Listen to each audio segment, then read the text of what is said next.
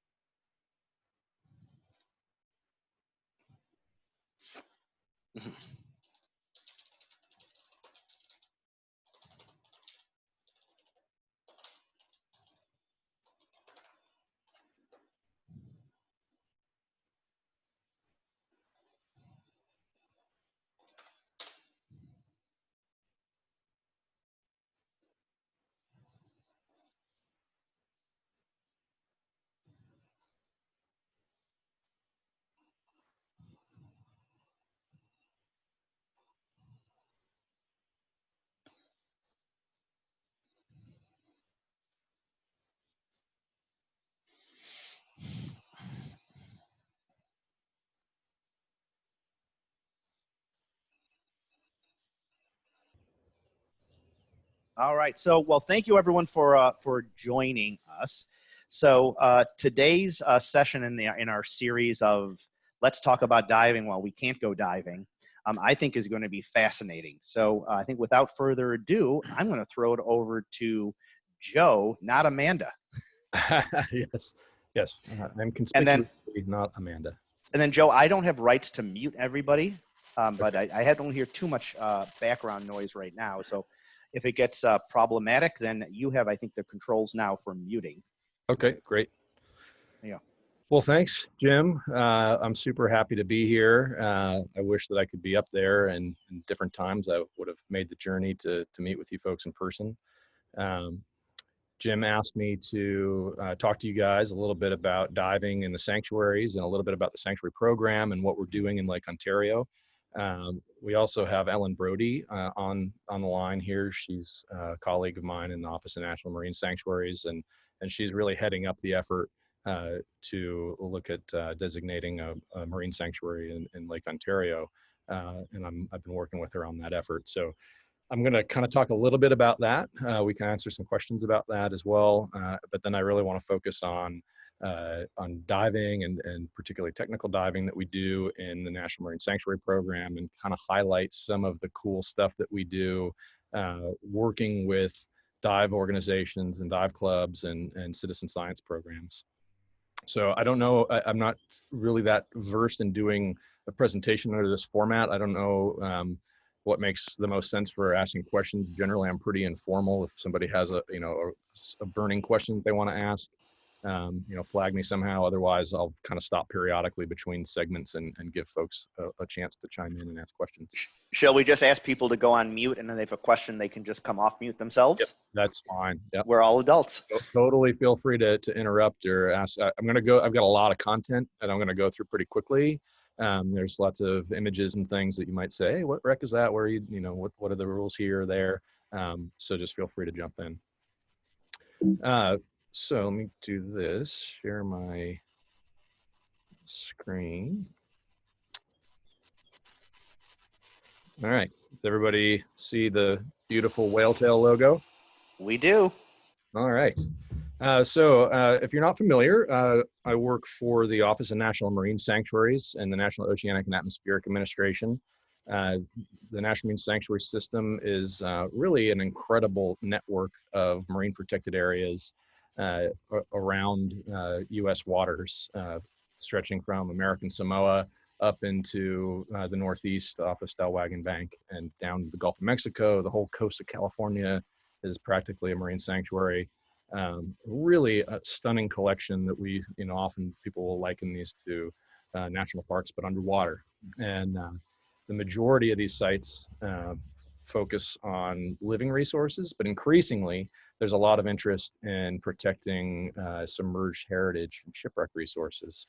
I'm quite biased in that regard. I work for the Maritime Heritage Program and the national coordinator for that program within sanctuaries. Our first site was the USS Monitor, was the first site designated as a National Marine Sanctuary. And it wasn't until decades later that that the next site that was focused exclusively on maritime heritage was established, and that was Thunder Bay, and currently the only site in the Great Lakes. But over the last decade or so, there's been a lot of growth in our efforts to protect shipwrecks. And so I'll talk a little bit about that, but we've got, as you can see in this map here, there's a couple of little yellow squares, and that's for Wisconsin.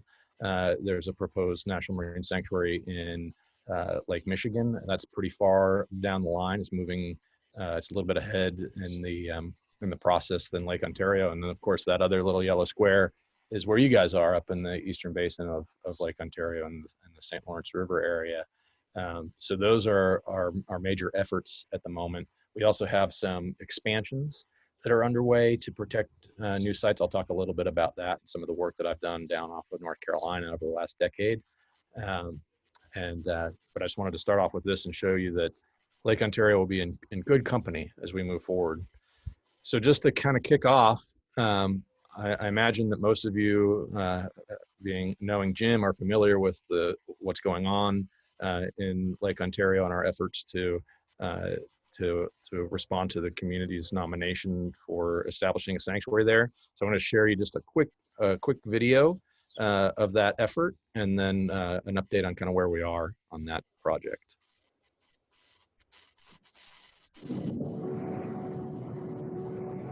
I know, how important the area is in terms of the development of the nation. It has an underappreciated or little known history that is unique, and through the Marine Sanctuary Program, it's one of the ways we can begin to bring that out to the world. The proposed National Marine Sanctuary for Lake Ontario is incredibly exciting. The stories that we can tell here and the history that is represented in Lake Ontario is unique. It allows us to tap into a little bit older of a period of time and the launch pad into the rest of the world, this kind of connection between the canal systems and the St. Lawrence River. It really represents the gateway to the Great Lakes. What makes it important is the history. The Onondagas feel that it's their mandate to try to protect the land and the water. So it's an incredibly important area for Onondaga, for the Haudenosaunee, and for all of the future generations. As you know, we have a lot of shipwrecks in Lake Ontario. So we have some leaders in the community that have the vision to start establishing and protecting those sites way back when.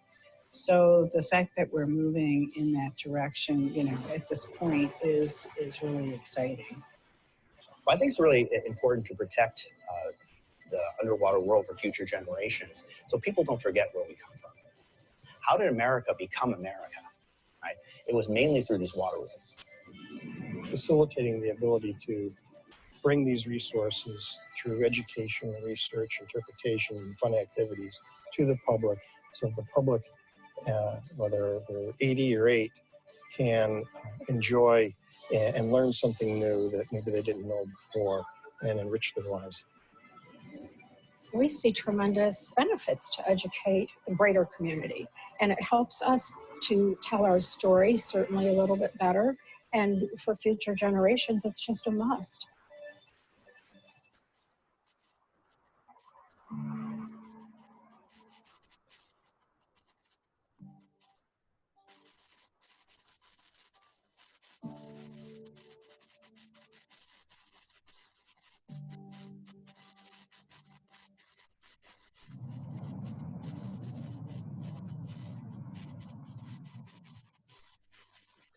And I'll tell you what, that makes me want to come to get diving up there immediately.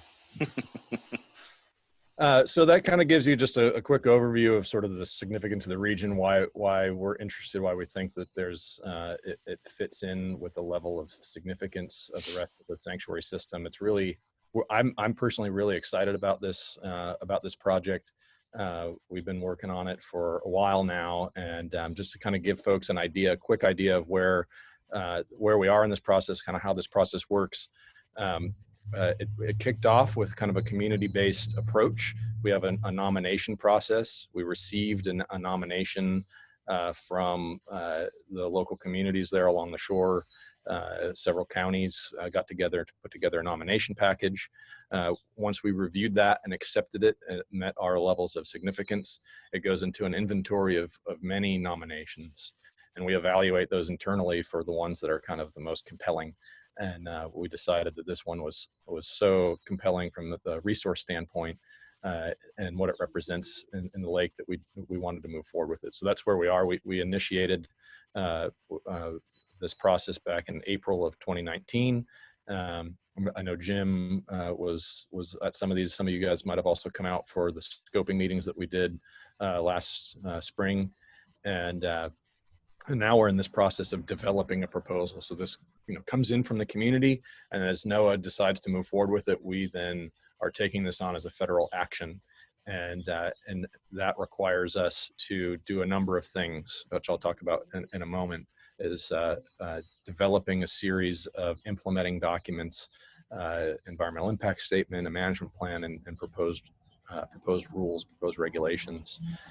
So we're in that process now. We've established a sanctuary advisory council, a pre-designation advisory council that's made up of stakeholders across the community and fishing and diving and tourism and education and research, really trying to capture as many users and affected folks in the community that have a stake and care about these resources. We've put them on to that body to make sure that as we develop this and as we go through this process, that we're not doing it in a bubble. We're not doing it as sort of this removed government entity that doesn't have any kind of local influence. So Jim sits on our council. We still have a couple of open seats for alternates on Ellen, help me out here. It's I think it's recreational fishing alternate and economic development, I believe. And tourism. And tourism, yeah. So there's a couple of seats still available if folks are interested in becoming engaged. But even if you're not on the advisory council, we always want to hear from people, hear their thoughts. And there's multiple places throughout this process, kind of more informal events like these, and also formal events where we request public comment and record input into these documents. So we're really still in the very beginning stages of this. This kind of highlighted yellow one is where we are now. We're working on this, and we'll likely be working on this through the remainder of the year to get this all together. And again, this kind of will focus on three major pieces of that. The EIS, which we're required to do for compliance with the Environmental Protection Act. And that will really kind of define, the shape, the boundaries, what we're doing, kind of all elements of this action are incorporated in that. And a component of that will be a draft management plan that will articulate the other types of activities that we will be doing, education and outreach, research, monitoring resources, a pretty comprehensive suite of management approaches that we will be engaging in aside from just the regulations. And one of the cool things about the sanctuary program that I always kind of like to highlight is we're not like a passive regulatory agency. We don't just put a law on the books and say, all right, it's, you can't do X. We have a regulatory authority. We have the ability to develop those regulations to be strategic for the needs of the resource. So we're working with the advisory council to figure out what that looks like for the resources here. But we don't just kind of put those regulations out there and say, if you break the rules, we got you. We've got an active management regime, and that's the management plan. So certainly we have the regulatory authority to protect the wrecks, but our real value, in my opinion, of the program is developing all these kind of proactive engagement opportunities, these education outreach opportunities, and getting and kind of projecting our story out and getting people to care about these resources. I think it pays more dividends in many ways than having a regulatory framework. So it's a long road ahead. I couldn't be more excited to be doing this in Lake Ontario, but what I think you guys really are here for is to talk about diving, and so we'll do that. I'll talk about some of the cool stuff that we've got going on around the system, and hopefully this will kind of give you maybe some ideas of places to go and check out and dive. They're all open for diving, and if nothing else, it'll give you an idea of what you might expect, types of research and types of community programs that you might expect to see if the sanctuary in Lake Ontario gets established. So again, I work for the Maritime Heritage Program within the Office of National Marine Sanctuaries.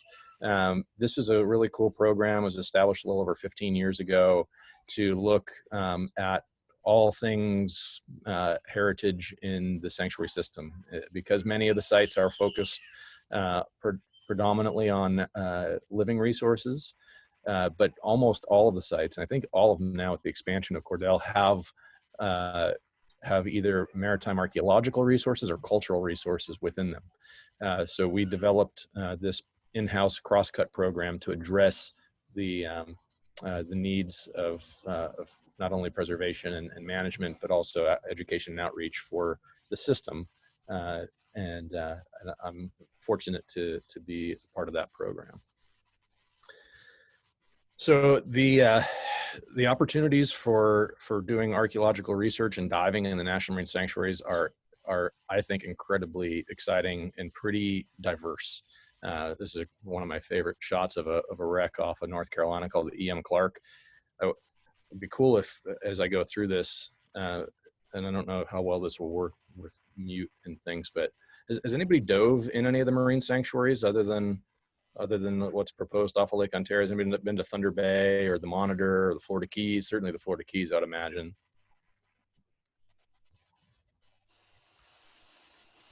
See a couple hand waves. So, Flower Garden and Keys for me.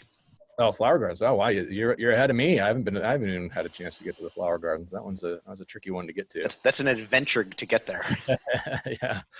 Yeah. So there's just incredible diving opportunities in the National Marine Sanctuary system for both living resources and shipwrecks. We have some of the most spectacular wrecks that are available to dive on in the States. So our shipwreck focus is pretty vast. You know, we concern ourselves with things that come right up, onto the beach in some cases, all the way down to, for diving purposes up to about 330 feet. We're operating down to about 100 meters on advanced diving modes, and then even deeper than that, we're doing a lot of work on really deep water wrecks using ROVs and AUVs as well. So I know that I'm talking to a bunch of folks that spend a lot of times on wrecks, but this is just kind of gives you an idea of the varying degrees of what a shipwreck is and how it might look at various water depths. So, in these sort of shallow, 0 to 30 feet or so, I'm sure you guys have all been to them. The kind of classic Vallejo shipwreck. Really incredible sites, incredible history, accessible, really a lot of sites around the lakes and around the system that you can get into in that capacity. As you get a little bit deeper, they start to kind of break up a little bit more, or start to be a little more intact, and a little more structure, but you can still really access a lot of wrecks in this sort of recreational dive limit range, where you have a lot of structure, you have a lot of cool things to see, but oftentimes in that range, people have been there. People have been diving on these sites since the 70s, since the 60s, and a lot of things. The kind of attitude towards outdoor recreation and preservation has evolved over the last decades, and unfortunately, a lot of those sites that are the most accessible and most available in those depth ranges have oftentimes been picked over pretty substantially, which I'm sure many of you have encountered. So we get into these deeper water range, and we get a lot more intact structure. So you see this up in the St. Lawrence River. Certainly, majority of the wrecks that are in the proposed Lake Ontario area and that deep water portion of the lake, we would expect to see this really high level of preservation and material culture. And even in deeper water, older wrecks in the ocean tend to have, they don't have the structure that you have in the Great Lakes, but they are pristine in the sense that all the material culture is still there. So we'll put an ROV on a site in 4,000 feet of water, and it'll just be littered with all these small artifacts, china and things that would be generally removed pretty quickly if it was in shallower water. So we have a focus of working into deeper water ranges because that's where we're finding things that are less impacted. So we can tell interesting stories about how people lived and worked aboard these vessels. And we do that through the NOAA diving program. So I'll just give you a quick overview. You may not be familiar with how we operate. The NOAA diving program, and one of my other hats that I wear, I'm on the NOAA Diving Control and Safety Board. So this is a NOAA-wide program that governs all of our diving operations and everything that NOAA does across the agency. So, Sanctuaries is part of NOAA, but NOAA is a massive civilian agency that has a pretty broad mission. And the diving program ensures that those operations are done safely. So we have 7 board members that oversee all aspects of NOAA diving.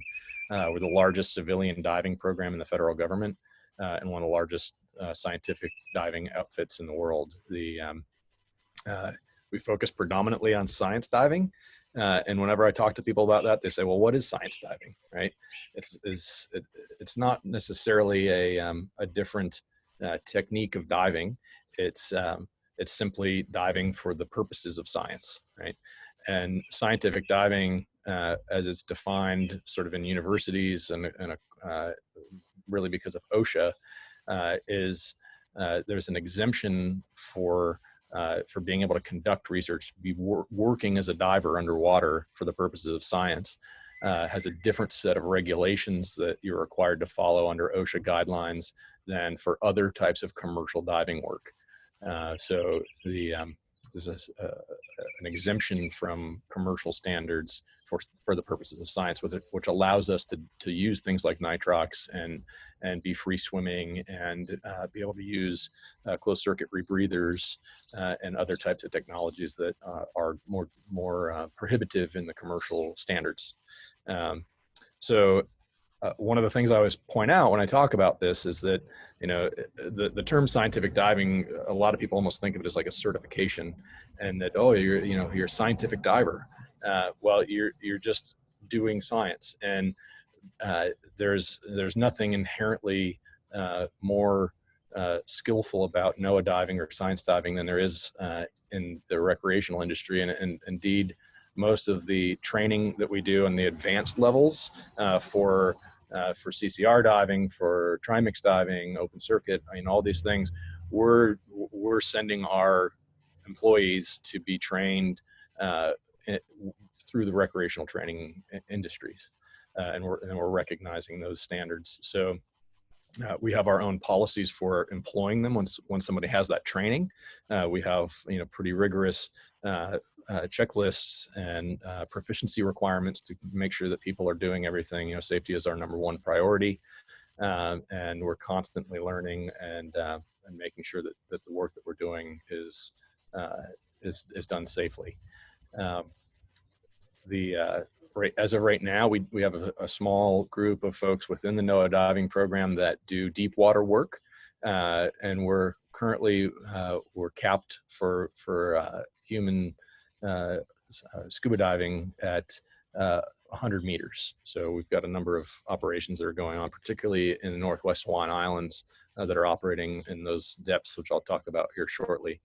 But training is a huge part of it. I'm sure that I'm sure that Jim would agree that kind of continuing education is critical to, one, to keep you, having new opportunities to experience new things, but also just to make sure that you're not becoming complacent and that you're, staying current on thinking as the standards and our understanding of what is safe and how to do it most efficiently is continually evolving. And there's so keeping abreast of those things is super critical. And one way we do that is to continually try to progress in our skills. And here's a quick trivia question: where do we train for technical diving? Does anybody recognize any of these photos? It's a tricky one. They're kind of close crop, but that might be a familiar sight to some of you. Hmm. That is the Jodrey. Really? Yep. So we have for several years we've been coming up to do a lot of our staff has done their deep water. This was for a I think it was for a trimix rebreather qualification on the Megalodon rebreather systems that we did. So that's us using the Jodrey as a training platform. And that's Russ Green up in the top left. He's the one that's heading up the Wisconsin effort. And then down in that bottom photograph, I took the photograph, but you got Russ there. Tane Casserly is on the left. He's down at the Monitor National Marine Sanctuary. And then in the middle is Leon Scammerhorn, is the owner of the manufacturer of the Megalodon rebreather that we're training on. So we recognize the incredible training value that the St. Lawrence has. You're always going to get your days. You're always going to get the dives that you need to get in. You don't have to worry so much about being blown out. So it's really you zipping along at 8 knots there or something. I would cling to the wall and try not to be swept into the channel. So there's a number of and I kind of focus this on some of the deeper water shipwreck sites, but all of these sites have, well, with the exception of Monitor until we expand, have shallower water diving opportunities as well. But I just wanted to kind of highlight a couple of really cool places to dive across the system. Of course, the Florida Keys is probably one of the most accessible sites for recreational diving. Most people know the Florida Keys as a place to go and visit the incredible coral reef ecosystem, but there are a number of shipwrecks that are there that are within the sanctuary system that we manage. There's buoys on many of them. We have shipwreck trails established there for divers to enjoy, and a lot of ongoing research. So some of those sites are artificial reefs that are within the sanctuary.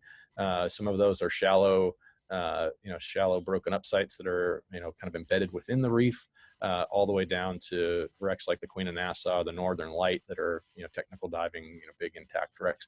Interesting, I included the Northern Light here. So I don't know if you're familiar with this, but one of the being from the Great Lakes and loving Great Lakes ships, that was kind of what got me into archaeology. Most of my career over the last 10 or 12 years has been diving in the ocean. And I'm always cheesed out when I'm doing research on sites in the Florida Keys or off the coast of North Carolina, and invariably, a pretty good chunk of the shipwrecks are actually built in the Great Lakes. So the Northern Light is a sister ship to a wreck in Thunder Bay National Marine Sanctuary called the Grecian, and also a sister ship to a wreck that's also in the Thunder Bay Sanctuary called the Norman. So it's the exact same. You're diving on a Great Lakes bulk carrier in the Florida Keys. It's really, really cool. Of course, then Thunder Bay has kind of limitless potential to experience dives anywhere from 10 feet that you can snorkel on or take a glass bottom boat down to 240 or even deeper than that now. Just unbelievable preservation of wrecks up there. Stellwagen Bank has mostly deeper sites, but some in recreational diving limits. And then there's a lot of archaeological survey work going on in partnership with the community in depths up to 200 plus feet. Normally, if I was there, I would try to force everybody to try to say this next one, but I'll spare you that punishment.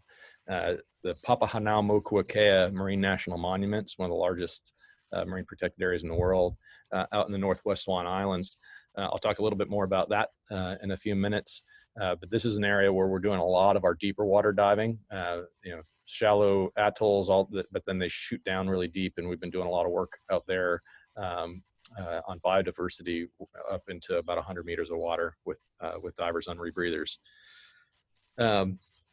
Cordell Bank National Marine Sanctuary. This is another incredible place that, interestingly, nobody really goes to dive here. It's very infrequent that people dive on this site.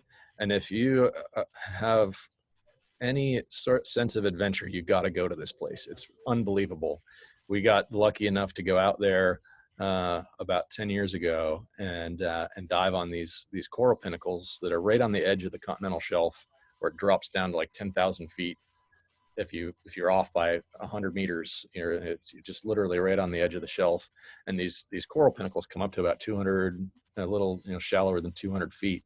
And we were kind of dive bombing on them like you'd try to hit a shipwreck, because the actual structure that is that shallow is so small, and they just tip up into this into this area where the crown of these pinnacles is just covered in life. It's really, really pretty spectacular. And of course, the Monitor National Marine Sanctuary in the Battle of the Atlantic. So the Monitor, a lot of people have this as a bucket list dive. One of the most recognizable, famous shipwrecks in U.S. history, if not world history. This was the first National Marine Sanctuary. It's in 240 feet of water. It's a spectacular site. For those of you that dive on wrecks because of the history, it really doesn't get any better than this. It's a pretty amazing place. Some components of that were recovered by our program in the early 2000s and are on display and still undergoing active conservation at the Mariners Museum in Newport News, Virginia. So even folks that aren't divers can get down there into that museum and see some of the artifacts, including the rotating gun turret and the Erickson steam engine, and a whole host of smaller artifacts are going there. And I always chuckle when I go in there, because I started one of the first projects I worked on with NOAA was when we were doing the recovery mission on the Monitor, and I ended up working for the Monitor Sanctuary for the last 10 years. And when I was 19 was the first time I dove on the Monitor, and the turret was still on the bottom. I had a full head of hair, was skinny, and it's just like a foundational memory for me. And then I go over to the conservation lab at the Mariners Museum, and there's the turret, that I remember sitting on the bottom of the ocean, and there it is, and it's still submerged in water. There's a big tank that's built around it to protect it, and it's been every day since we saw it come off the bottom has had a team of people actively working on conserving that site, and it's got a long way to go still before it can come out of its conservation, but it's an incredibly historic artifact. And I'll talk a little bit more about the efforts that we have to expand the boundaries of the Monitor Sanctuary to protect resources from the Battle of the Atlantic and World War II wrecks that are in the vicinity of that site. So just kind of going through a couple of sites that are along those lines. Thunder Bay, again, this is a unique site in our system at the moment. It's the only freshwater sanctuary. Working hard to change that, but the wrecks here are pretty exquisite. If you haven't had a chance to get up there and see some of these, the sanctuary itself is located off of Alpena, Michigan, and it has just an incredible number of sites. It expanded in 2015 to protect an area that's basically almost to the Straits of Mackinac down south of Alpena there, to protect more shipwreck sites. And a lot of these are in deeper water. So these large intact sites, if you get into this area, a number of the wrecks that are off of Presqu'Île in northern Michigan there are just really tough to beat. There's some examples of some of the sites that are up there. This is a site called the Defiance. Yeah, that's not horrible. Yeah, that'll work. I mean, this is stitched together from several photographs, but just an incredible site. On the bottom, that's the Norman. Again, that sister ship to the Northern Light, the site that's down off of the Florida Keys. This site is really cool. I don't know how well you can see it in the photograph, but on the bottom, this is about 210 feet of water. There's one of the lifeboats is sitting on the seabed adjacent to it, and it still has all the oars lashed to the deck. It's really just things you can't really see anywhere else in the world. Some of the cool things that are going on up there, is and I've had a chance to be a part of over the years is doing research on these wrecks, collecting these types of images that I just shared with you, and doing these detailed assessments of these sites. This is an example of a survey that we did on a wreck called the Kyle Spangler. It was found by a local shipwreck hunter named Stan Stock. He came to the sanctuary program and said, "Hey, I want to work with you guys to document this site right before it gets released." And we went out there and put together a project to go down and document this site in detail. And one thing I'm going to will be sort of a common thread as I'm talking is we at NOAA have the luxury and the fact that we live in 2020 have the luxury of a lot of really fancy tools and technology to do the work that we do. And I think in a lot of ways, we're increasingly being able to do deep water or any kind of underwater research without people, using ROVs and using these other things. But I am completely and utterly convinced that we need people in the water to do this best. Those tools have a significant role to play, but this kind of level of detail that's done by divers getting in the water, looking at things and documenting them, really, I think is still the gold standard, in my opinion, on how to do this right. And it takes man hours and collaboration. So in Stellwagen, there's a number of sites that are accessible for diving. There's sites like the Portland. We just did some telepresence work on that this past summer and are planning on doing some more again later this fall. This is some incredible sites up there that have been the focus of a collaboration with a Northern Atlantic dive expeditions to work with the sanctuary for avocational divers to go out and document those sites. They also help with their buoy program as well. So they've investigated multiple different sites and a range of water depths. We can operate pretty. We have the ability to operate in these technical diving ranges, but for us to field federal staff and meet all of our guidelines under OSHA to put people in those depth ranges is pretty complicated and pretty expensive.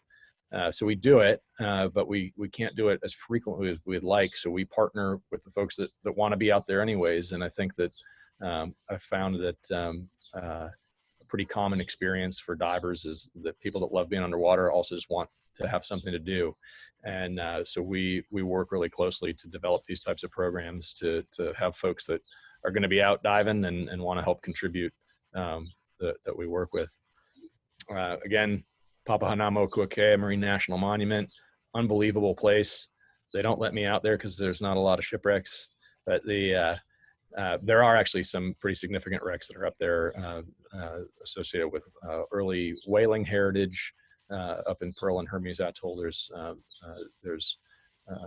number of whaling ships that were lost. And of course, this was the site for the Battle of Midway, and there's a lot of World War II losses in the area as well.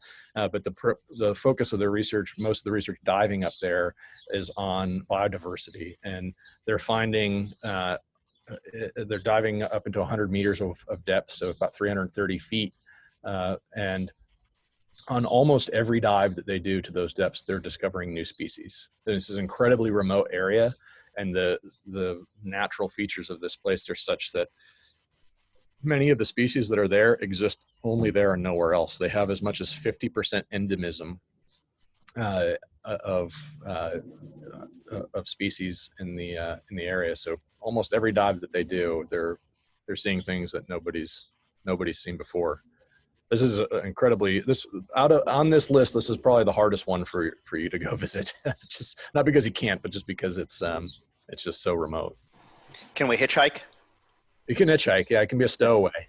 Yeah. But and then I mentioned diving in Cordell Bank. I always love to include this. This is we got a number of the guys that mostly focus on shipwreck research got roped into this because we were the deep water team about 10 years ago, and they brought us out to do some biological sampling because we were the only folks that could get that deep.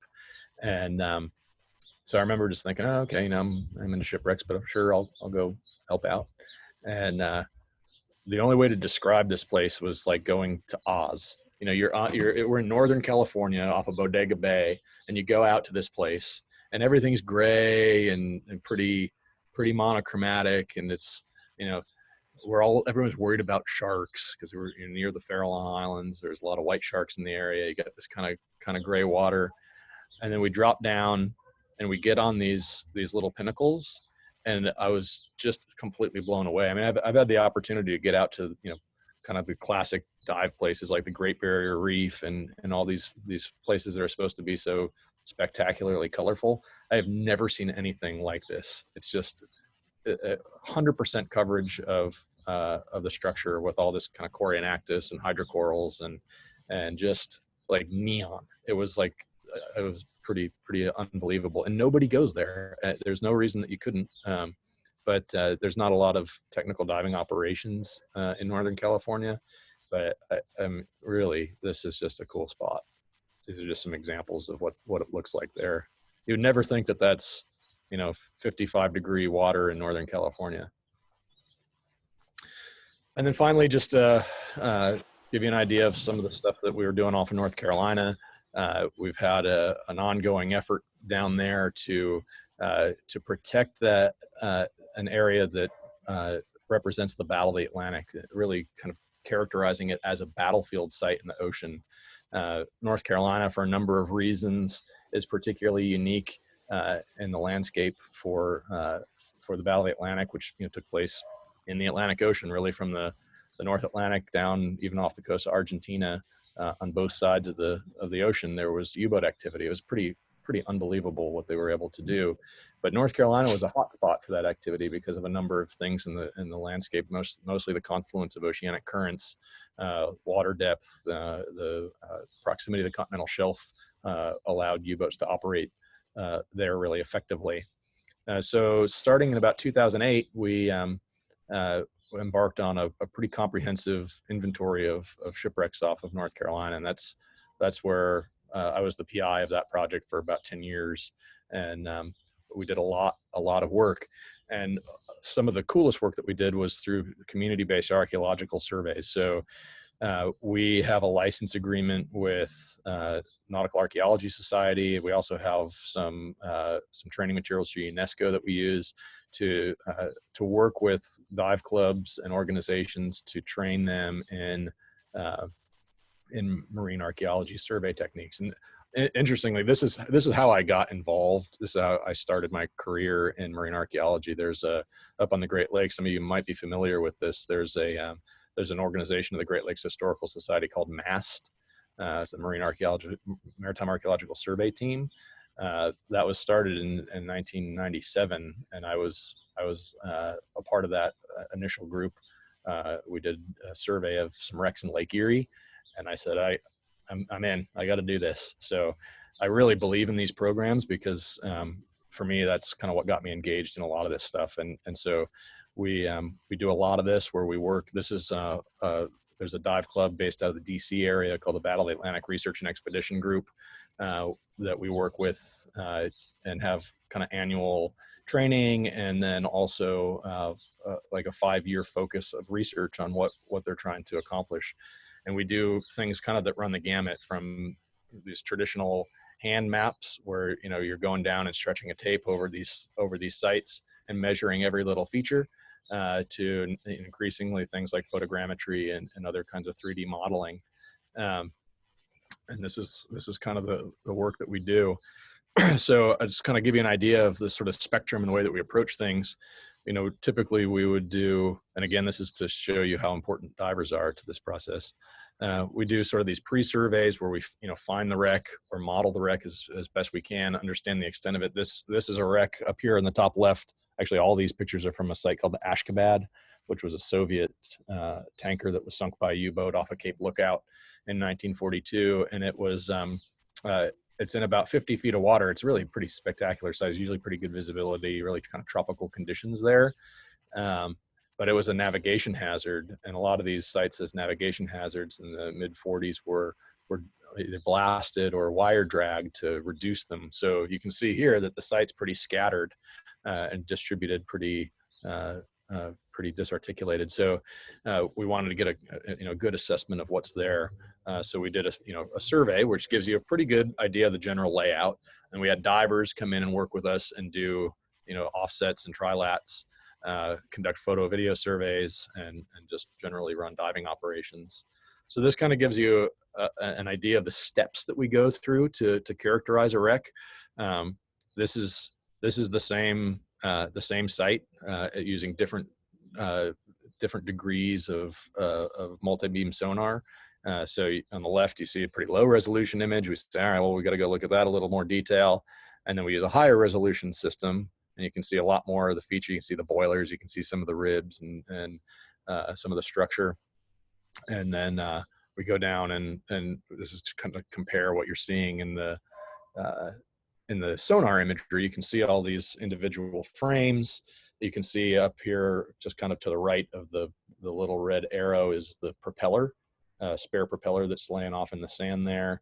You can see it kind of the bottom side of the little red arrows of those bits on deck.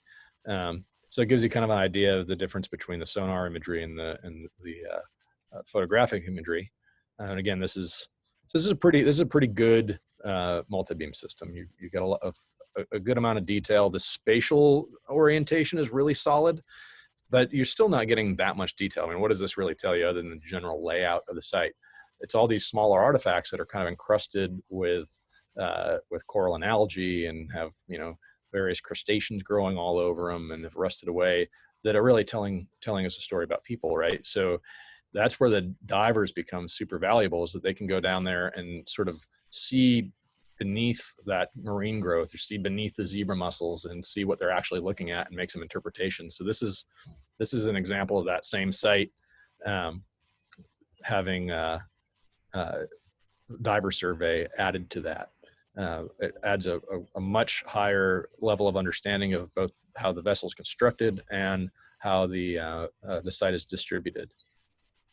And this is just kind of a quick overlay of a ghosted overlay of the diver drawing and the imagery. I have just a couple more examples. We did the same sort of thing using different techniques. This is a diver run survey at the top of the U-352. This is a pretty popular dive site off of North Carolina. We've been going back. We've been using these sites as a test bed for some monitoring and using different survey methods. So we can kind of revisit the same site once. One, we're tracking changes to the site, but we're also evaluating different survey methods to see how consistent and repeatable our methods can be, and then kind of comparing them to each other. So here you can see the diver run survey. Then the middle image is a diver run survey ghosted over a photo mosaic. And then the bottom image is just a profile photo mosaic. Here you can see, again, photographic imagery, and then on the bottom is multi-beam sonar imagery with the diver run survey over top of it. So where we get the highest level of detail and information still comes from putting people in the water and having them look at something and understand what it is and draw out what it actually is. This is a more recent example using photogrammetry. You may or may not be familiar with this. It's kind of becoming a pretty standard tool for doing shipwreck surveys. But again, multi-beam sonar survey of the, this is a wreck called the FW Abrams. It was a tanker, American tanker that was sunk actually by friendly mines off of Cape Hatteras. It was there was a defensive minefield that was put out to give mariners a place to hide from U-boats. But the Abrams was in there and thought it could figure it out its own way and ignored the Coast Guard escort and got ahead of them and ran into a friendly mine. So this minefield that was meant to scatter these U-boats, all it ever really did was sink friendly vessels. And they said, it's a bad idea. Let's get rid of this. So anyhow, we have the F.W. Abrams dive site as a result of that error.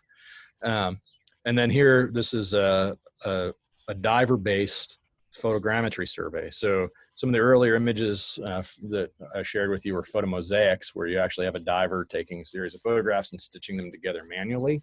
And increasingly, we're doing that in an automated way, where a diver's collecting images, in this case, several thousand images, that are then processed through photogrammetric software to create this overall image of the site.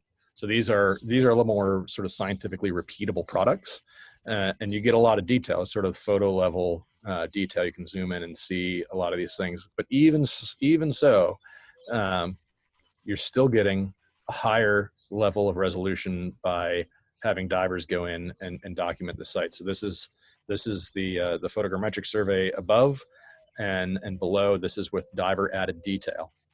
So the way that we do this is, rather than having, in the old days, we would stretch a tape over the course of this entire site, and this isn't 100 feet of water, it's about 90 feet of water, and so super accessible, really, really great site. But we'd stretch a tape over this whole thing, and it could take us all summer at that depth to be able to, manually record where everything is. Now what we can do is take the multi-beam imagery, take the photogrammetric imagery, get a really good, kind of lock in the major components of how the site's laid out, and then we can go in and really maximize the value of the divers and interpreting what's there, and being able to say, all right, well, this is a winch, or this is a gearbox, or this is some small assemblage of artifacts that even at the photographic level are sometimes hard to discern unless you're actually looking at them from different angles, and suddenly things seem to start to pop out at you. So really, really cool stuff. And the photogrammetry itself is very diver friendly. So this is a great thing, particularly for our citizen science engagement, because a lot of divers that might not be archaeologists, but they're really good taking photographs. And so we work with folks to run photogrammetry surveys of sites, and you can do these in a single dive now. Some of the imagery that we're able to get from just one dive is pretty incredible over what we were able to do just a few years ago. So this is an example of processing of that. This is a point cloud model of all these sort of georeferenced models, points that are generated from your photo collection. This shows you these little blue squares, shows you the pattern that I swam above the monitor to collect this imagery, and then you've got a sort of a complete model of the site at the end of that. So divers can still do this, and it's a great thing, particularly for deep water diving, because we can do some rapid assessment and monitoring on a single dive. So these are examples of sites up in Thunder Bay. This is at the top. I believe that's a Defiance. So that's a 3D image of the earlier image I shared with you with the masts upright. Same site, but this data was collected in a single dive. And then below, this is the Cornelia Windiet. You can't see the masts on it because it's kind of problematic to spiral up and down the three masts, but this does have all the masts standing on it. And again, this is in 175 feet of water, and we can collect these full 3D photogrammetric models in a single 25-30 minute dive. And that really allows us to take snapshots periodically over time.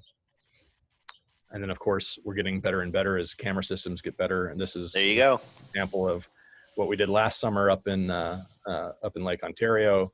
I imagine many of you have had the chance to visit this site. We were lucky enough to visit it for the first time last year.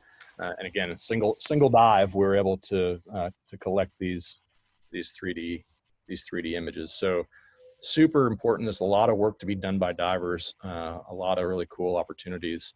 of diving within the sanctuary. And the That's, by the way, that's the St. Peter. the same. Oh, sorry. Yes. For if you have non-divers that are right here in Paulingville.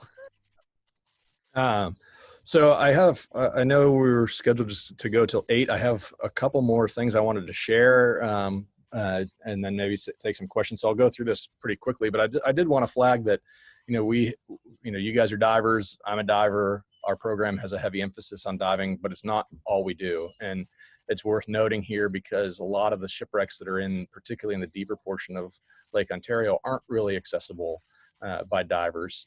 And that's one of the things I think that NOAA really has the opportunity to bring to the table to these resources up there, is that we have the ability to partner with folks and bring in resources to look at shipwrecks in deep water.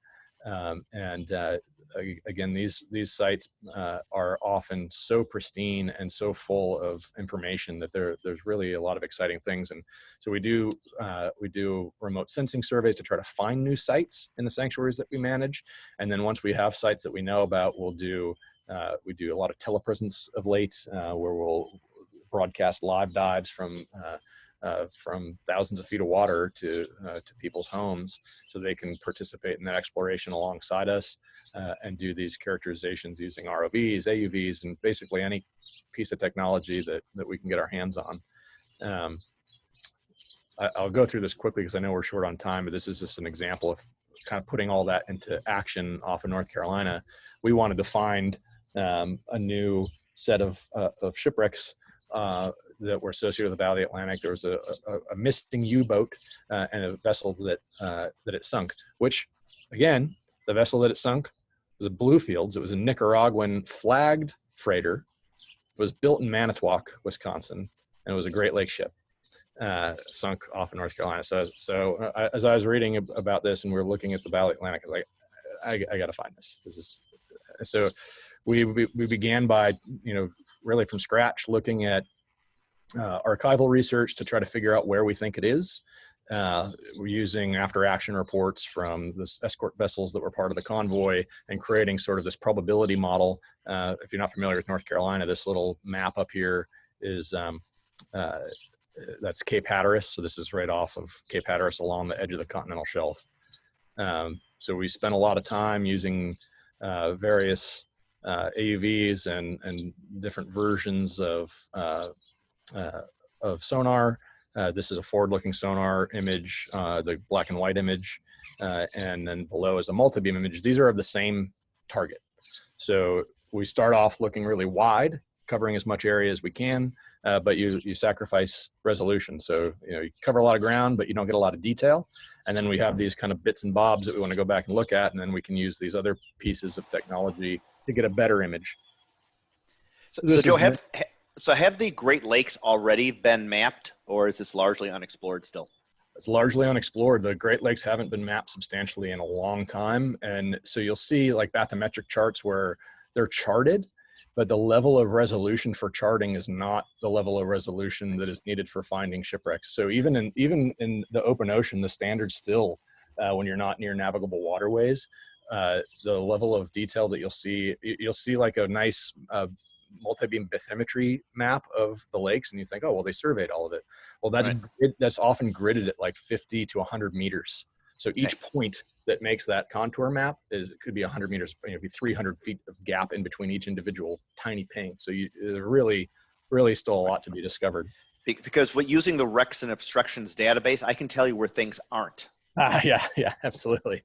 Yeah, so our level of understanding of where things are is continually being refined. So again, this is just kind of an example of some of the wide area survey that we do.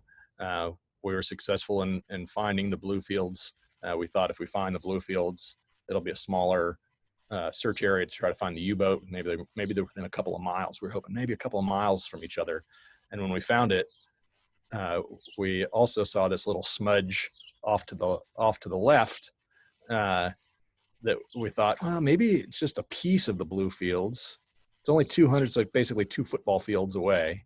But I had to stare at this smudgy image for a year before I was able to get back out with the AUV and put that down on that target, and we were able to come up with this image of the Yukon. So this is in about 700 feet of water. So we wanted to get back out there and model this area in as high resolution as possible. So to do that, we use human occupied vehicles. Because again, I had to push pretty hard actually to get people in the water here rather than to use an ROV, because I just feel like being able to look and use your eyes without any kind of filter is really the best way to assess particular archaeological sites. So we were able to get on this site that no one had been to since it was lost in 1942. Pretty spectacular. And while we were there, our goal was to document the site in as high a resolution as we possibly could. So it's actually pretty spectacular. It's totally intact. It's sitting on pretty hard ground, and these Type 7 U-boats had saddle tanks on either side. So it's actually resting on its starboard saddle tank, and the bow and the stern are actually up off of the seabed. So if you were free swimming as a scuba diver, you could swim underneath the wreck almost up to amidships on either side of it. You could swim up under the prop, up under the rudders. It's all still there.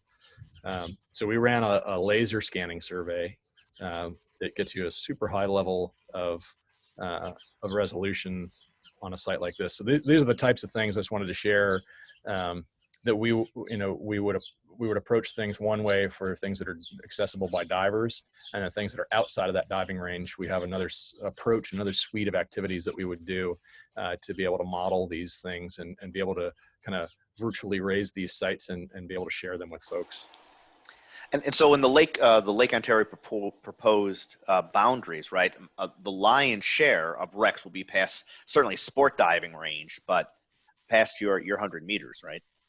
Yeah, so there's a lot of sites that we believe that are in that deeper water range. They could be up to 800 feet or so. The area that is proposed encompasses the deepest part of Lake Ontario, so I think 802 or 3 feet.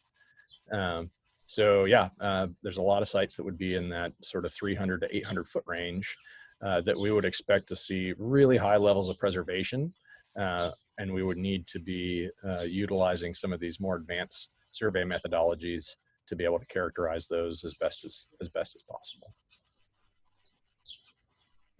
So with that, I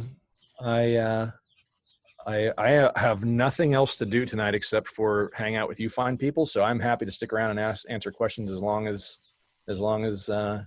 you're willing.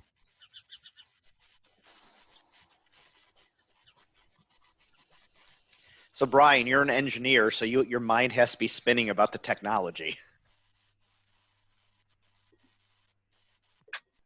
Yeah. Yeah, I watched a couple of the documentaries too, where they're talking about using that wide angle to get the general gist of what's in the area, then the multi-spectrum to really narrow it down. Yeah, it's there's just kind of this classic trade-off with sonar. Generally, if you have a low frequency, you can propagate the sound quite far, but that low frequency, if you think of the kind of classic sine curve of frequency as the wide low frequency is going to be your image quality is spread out, right? And if you have really high frequency, right, it's a lot more resolution, but it has nowhere near the propagation of sound. So we generally, kind of the standard tool that we would use is side scan sonar, and you'd use somewhere generally between 100 and 500 kilohertz to look for something in a wide area survey. You're just going to get a pretty good resolution with a side scan sonar. But for multi-beam, they're covering huge amounts of area, and they're generally hull mounted, and they'll use 5 or 10 kilohertz to push the sound out. And so you're getting a huge amount of coverage, but very, very low resolution. Often so low that it's hard to distinguish between a geological feature and a cultural feature. So we collect shadow too, right? Yeah. Well, you don't get as much shadow. So with the multi-beam, you don't get shadow in the same way that you do for side scan. There is increasingly folks are collecting what's called backscatter data, which is sort of like cast off data from the multi-beam. That looks more similar. You can see some shadows and things in that data set. But yeah, you're looking at all these different things to try to sort of read the tea leaves and try to make your best guess of what's worth coming back to spend more time on. And that's where we'll throw a more targeted, higher resolution, higher frequency system in. Yes, you brought up for the U576 that you have to wait a year before you go out. Is that just like standard protocol when you go searching for something, that you just go out there with the wide spectrum? Once you find it, then the next iteration, the next expedition that goes out there, you bring in the higher resolution? Yeah, or is it just time? It's just time and funding cycles more than anything. So, okay. We have our own operational funds, but to do things that are very complicated like that, we often will work with partners in universities, in private industry, and we'll also compete for grant money to go and put those things together. So because we were using for that search, we're using a lot of novel technologies, so things that weren't just kind of off the shelf or commercially available, we would get grant funding to utilize the wide area survey we did was using a system from Office of Naval Research that was a forward-looking sonar that was being developed for mine hunting.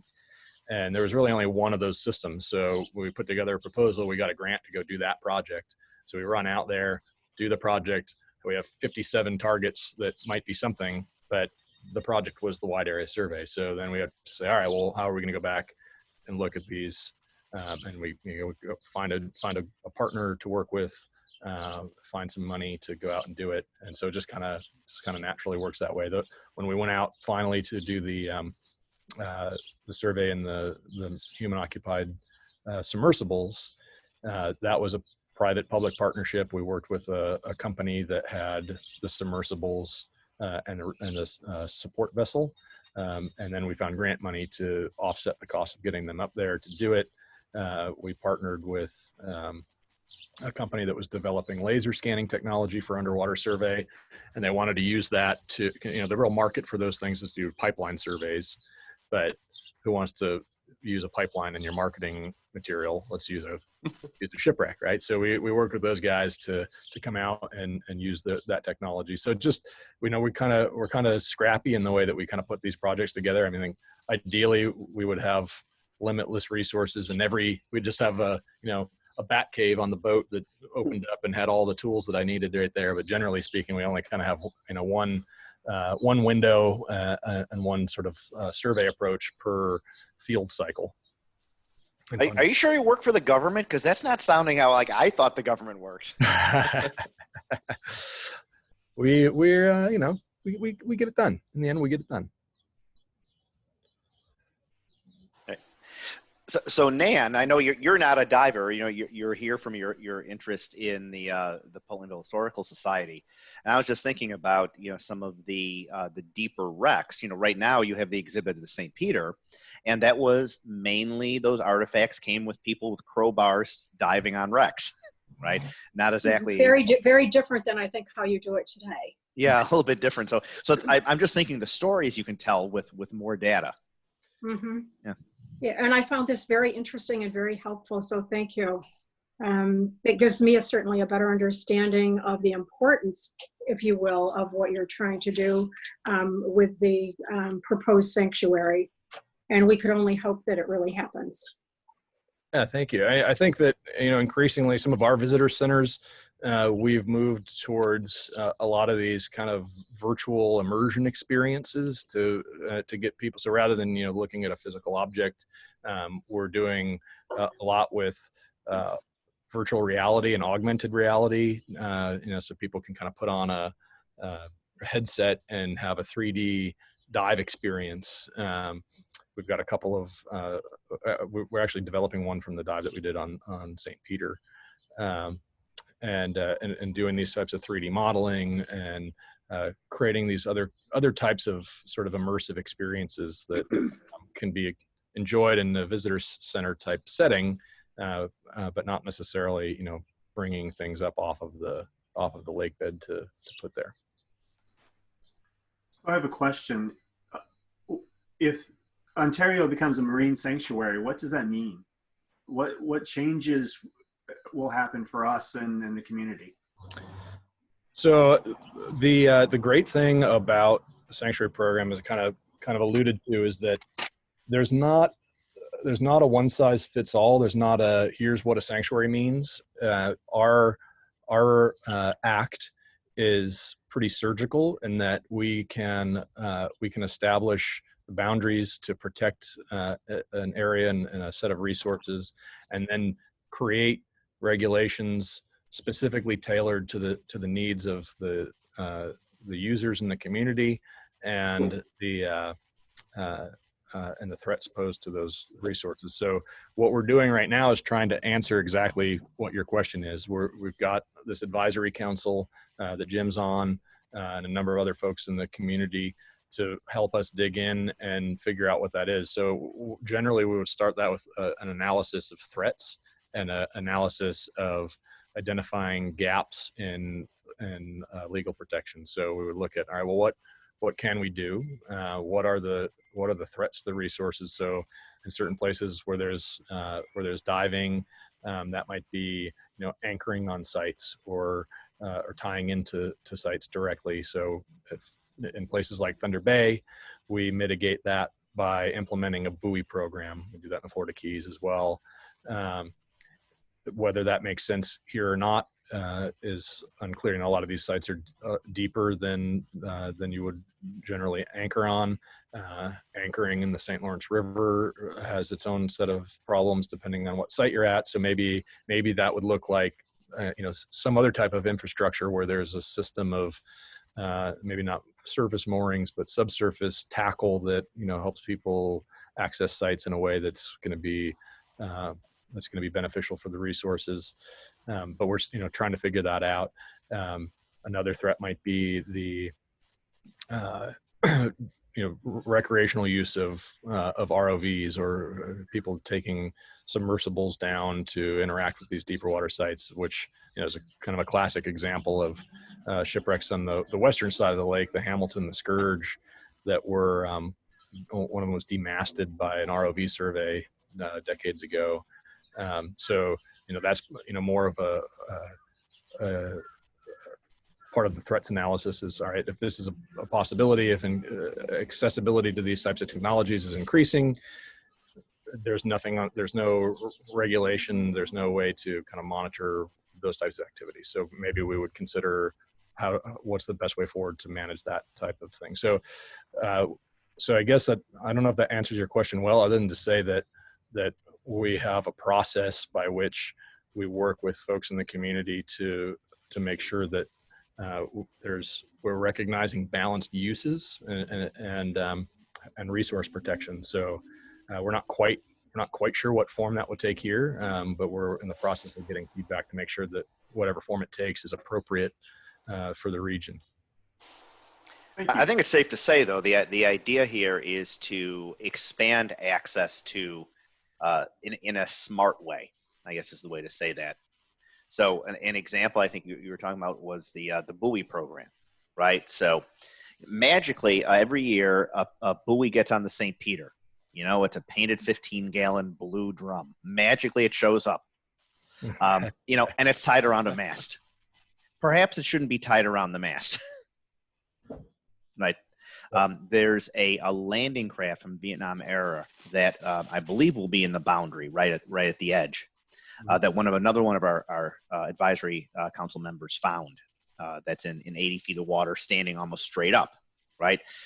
When a buoy goes on that, it gets anchored directly to the wreck. Well, it's only sitting in 12 feet of mud, so it can do this, and one day it's going to flop over, right? If we want to protect that, that should definitely have a buoy on. Yeah. So, and I should say too, I kind of mentioned at the beginning that we have these sort of regulations, and oftentimes one of our challenges is that the name of our program contains sanctuary, which for a lot of people means, preserved, closed off. It's definitely not our approach to things. It's more, so we do have the ability to create smart regulations to manage certain aspects of things, but our real benefit is in our active management plan. So we'll be developing, along with the advisory council, a plan for what our staff would do on education outreach, on building partnerships, on kind of branding the community.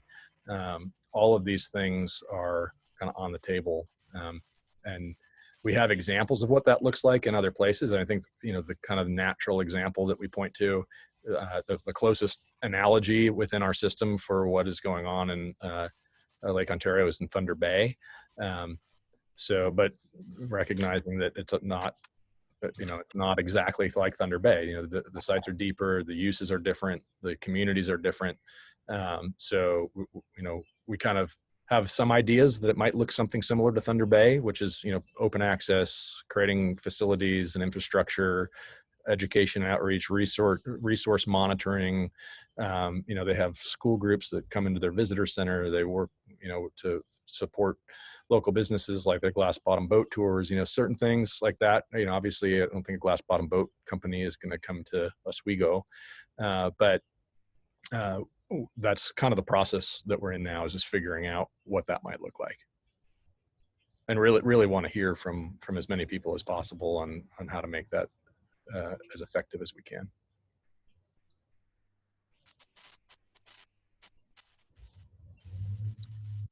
Do you guys ever have any volunteer opportunities for diving? We do, yeah. So as I mentioned, we have pretty much every site that's established that has some sort of citizen science program where we use volunteers. So down in North Carolina, we have this Battle of the Atlantic Research and Expedition Group that goes out every year. They were supposed to be out right now, actually, doing a survey of a World War II wreck off of Cape Lookout. The Florida Keys has a number of different programs that they do with different organizations. We have agreements with Diving with a Purpose, with National Association of Black Scuba Divers that do a lot of volunteer work and surveys of things in our sites. So there's pretty routinely things that are going on. We have a couple different sort of tiers of what that looks like. Sometimes we'll have sort of direct volunteers where somebody will be a volunteer of a specific sanctuary and will be a sort of a formal federal volunteer. There's background checks and fingerprints and all sorts of stuff, but you get some level of liability coverage under that. There's workers' comp and things to become a formal volunteer, and we do have a process for that, and we do have a process for bringing people under as volunteer NOAA divers. And we generally only do that when we have somebody that is like, this guy is committed and is going to be around, and we're going to invest in them, because it's administratively a pretty heavy lift to get people to become full formal volunteers.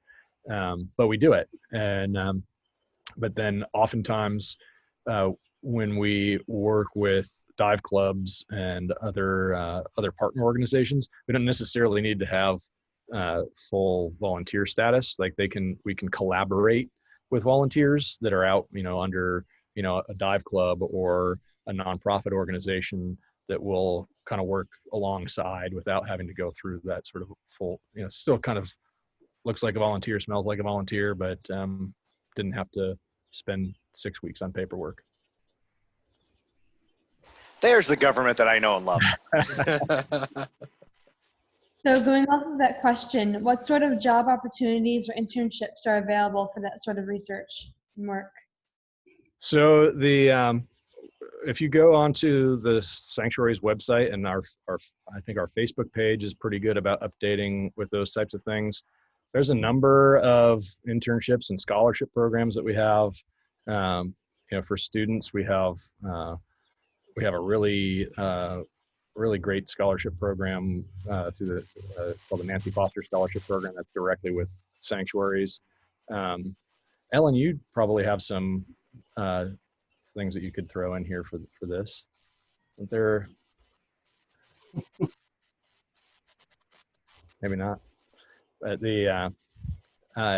every sanctuary is managed sort of independently. So if you want to be in the water, I think that reaching out to pretty much every sanctuary has a volunteer coordinator that you can reach out to. I can send you some links and see what they have going on. And unfortunately, at the moment, there's not a lot happening because, but generally we have a lot of internship programs. Thunder Bay does one through AmeriCorps, where they bring up AmeriCorps volunteers to spend time up there working in the sanctuary in the community. But yeah, we certainly have a lot of those things. And if So you're I see it's sanctuaries.noaa.gov WAC involved. Yep. And you can feel free to email me. I can at least point you in the right direction if there's a particular place. But I think too that we work with a lot of other partners. So another thing is to look at the partners that we work with. We have each sanctuary works with kind of the usual suspects of a university that's kind of in the same area. Florida Keys works with Florida State a lot, or Florida Atlantic, and Monitor National Marine Sanctuary works really closely with universities in North Carolina, UNCW, Duke, East Carolina University. And so we're often collaborating with those institutions, and it's sometimes even easier to kind of figure out what they're doing and plug into them.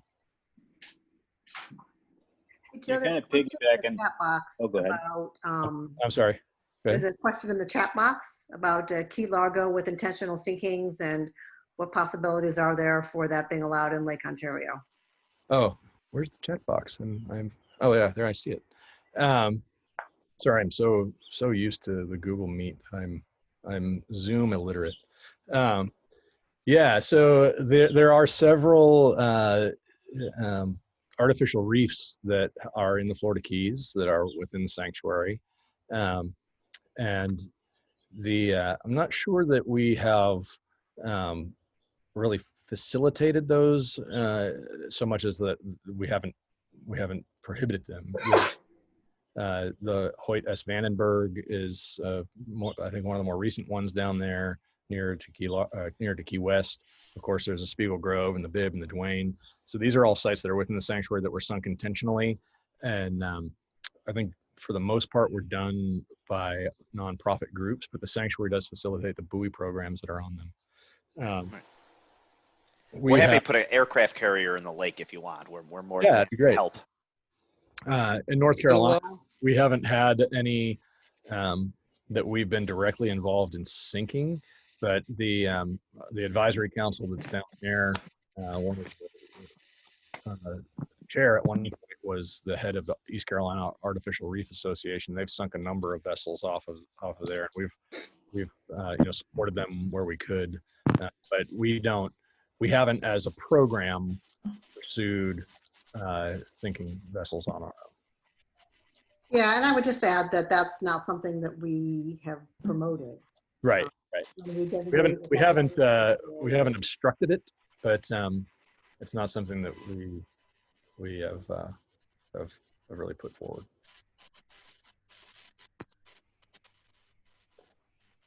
Any other questions in the chat box? Yeah, I've got one out here. I don't know if you can hear me. My Bluetooth's being kind of funny. Yep, I can hear you. So the last page, I was wondering if you could throw that back up with your contact info. With the last page of the presentation, that is. I'm actually looking at and planning with my fiance when we're going to move back to North Carolina, have a house in Hampstead. So the UNCW that you mentioned, I'm looking at their oceanography program, and I was wondering if I could reach out to you for basically, I saw, if I read correctly in your bio, ECU, you decided to be maybe a pirate versus a Seahawk. So if you wouldn't mind, I'd like to, shoot you an email and maybe gather some insight before going back and switching a program with the school. Yeah, absolutely. So I did go to East Carolina University because they have a program in marine archaeology, of the master's program there. So a lot of the more often than not, if you come across a marine archaeologist, a trained marine archaeologist and working in the States, more often than not, they came from ECU. or from Texas A&M. There's a couple there's a couple other programs as well, but they've kind of produced the majority of them. Most of the folks that come out of the A&M program are focused on Mediterranean classical archaeology. And the ECU program is rooted in historical archaeology, so that you see folks working in the U.S. a lot more with that background. But I've worked a ton with UNCW's program, and there used to be a thing called the National Research.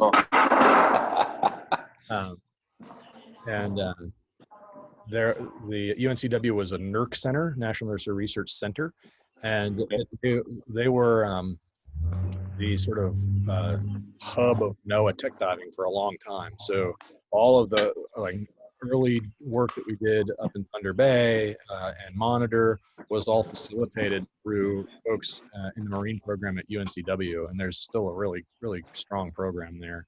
They facilitated the undersea habitat in Key Largo. The Argus habitat was a NOAA facility, but it was managed by UNCW for decades. Now it's Florida Atlantic University, but yeah, it's a great program at UNCW. You can go wrong. You can go wrong there. Out of here. So, do you ever have a pizza delivered when you were in the habitat? No. I know. I've been in the habitat, but I've never gotten to do a SAT mission there. So I've got to come in and hang out for a few minutes, and they say, "All right, get out of here." And I just thought that would be a cool thing to do. But. That's where my instructor examination was in that lagoon. Oh yeah. Yeah. Right. Very cool.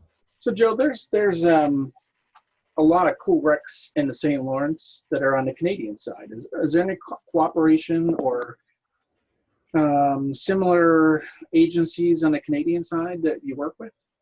So we have a really good rapport with Parks Canada. Parks Canada has an underwater archaeology arm that they do a lot of really cool stuff. They've mostly been focused recently on the Franklin expedition sites in the Arctic, in the Canadian Arctic, where they found the Erebus and the Terror. But they're aware of this initiative. We've been communicating with them through Parks Canada. We've kind of, hasn't really left sort of the informal discussion stage of how we might kind of collaborate on those things, but certainly we're aware that the Canadian side also has important historic resources. They have put out a lot of infrastructure on those sites that would be good to see on the U.S. side as well. But we don't have anything kind of formal in place with them at the moment. Thanks. Ellen, do you want to add anything to that? Or is that?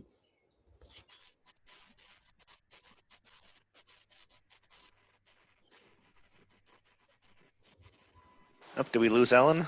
No, I'm here. Okay. But I will say, I am monitoring the chat box, and one of the questions is, what kind of diving do you like to do best, Joe?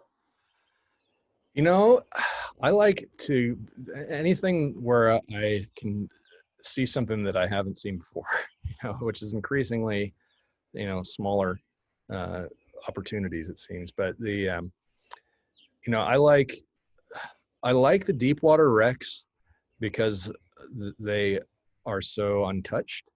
I think that a site like the Norman in Lake Huron is just pretty incredible.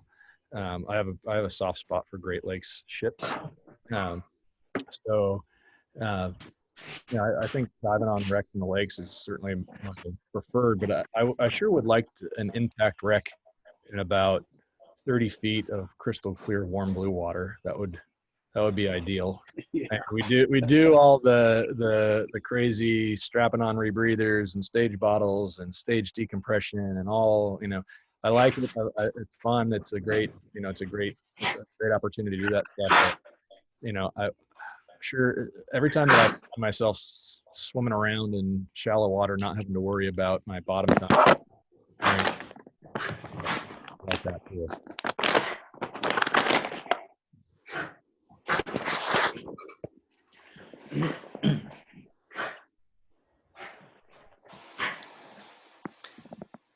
All right. Does anyone else have any other questions for Joe and or Ellen, or should we wrap it up for tonight?